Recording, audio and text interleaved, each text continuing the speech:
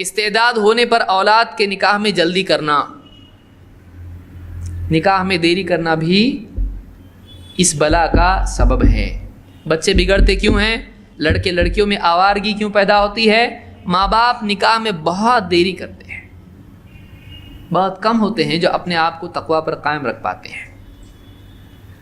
نکاح میں جلدی کرنا،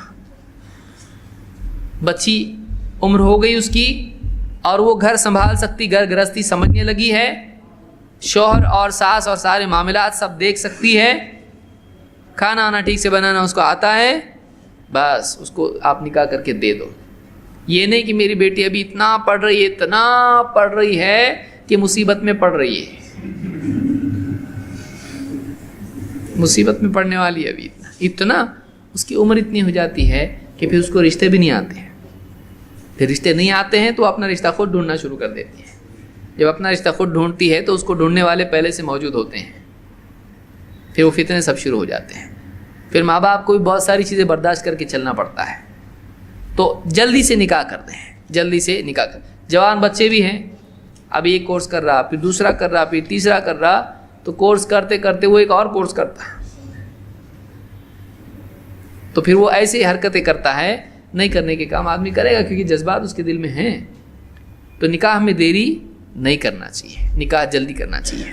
اللہ کے نبی صلی اللہ علیہ وسلم فرماتے ہیں، یا معشر الشباب من استطاع الباءۃ فلیتزوج، تم میں سے جو نکاح کی قدرت رکھتا ہے وہ نکاح کر لے، فإنہ اغض للبصر واحسن للفرج، اس لیے کہ وہ نگاہوں کو جھکا دیتا ہے اور آدمی کو اس کو زنا سے بچاتا ہے، شرمگاہ کی حفاظت اس میں ہے۔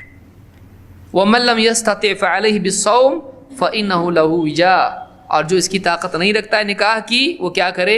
وہ روزہ رکھے، اس لیے کہ روزہ شہوتوں کو کاٹ دیتا ہے، شہوتوں کو توڑ دیتا ہے۔ اس کو بخاری مسلم دونوں نے روایت کیا ہے۔ اللہ کے نبی صلی اللہ علیہ وسلم ایک حدیث میں فرماتے ہیں، اذا اتاکم من ترضون خلقہ ودینہ فزوجوہ، جب تمہارے پاس کوئی ایسا آئے جس کے اخلاق اور اس کی دینداری سے تم راضی ہو جاؤ، وہ با اخلاق رشتہ ہے، جس کا رشتہ آیا ہے وہ با اخلاق ہے، دیندار ہے، جلدی سے نکاح کر دو۔ الا تفعلوا تکن فتنة فی الارض وفساد عریض، اگر تم ایسا نہیں کرو گے تو زمین میں فتنہ ہوگا اور بہت فساد ہوگا، زمین میں فتنہ ہوگا۔ نوجوان بچے بھی کیسے ہیں؟ ٹھیک ہے دیندار ہے لیکن تھوڑی خوبصورت چاہیے۔ لڑکیاں بھی کیسی ہیں؟ ٹھیک ہے لیکن پیمنٹ اتنی ہونا چاہیے۔ دیندار ہے لڑکا، ٹھیک ٹھاک دیکھنے میں بھی سیدھا سادہ بھولا بھالا اچھا ہے، لیکن کیا ہے؟ پیمنٹ تھوڑی کم ہے۔ تو ہم کو ماں باپ بھی بولتے ہیں ہم کو ایسا چاہیے کہ بیکار نہیں چاہیے، کار والا چاہیے، بیکار نہیں چاہیے ہم کو، کار والا چاہیے ہم کو، بڑے گھر میں دینا ہے ہم کو بیٹے۔ بڑے گھر میں دیتے دیتے دیتے وقت نکل جاتا ہے اور پھر فتنے شروع ہو جاتے ہیں، بچیوں کی عمر نکل جاتی ہے۔ دیندار ہے، 2 وقت کا کھلا سکتا ہے، کما کے کھلاتا ہے، چوری کر کے نہیں کھلاتا ہے، اور شریف ہے، نمازوں کا اہتمام کرتا ہے، بیوی غیرت مند ہے، بیوی کے بارے میں سارے شریعت کے معاملات کو یاد رکھتا ہے، حقوق ادا کر سکتا ہے، دے دو، پھر بیٹھو مت، بعد میں رونا پڑے گا۔ لڑکی ہے، دیندار ہے، تھوڑی دیکھنے میں بہت خوبصورت نہیں ہے، ٹھیک ٹھاک ہے، کر دو نکاح۔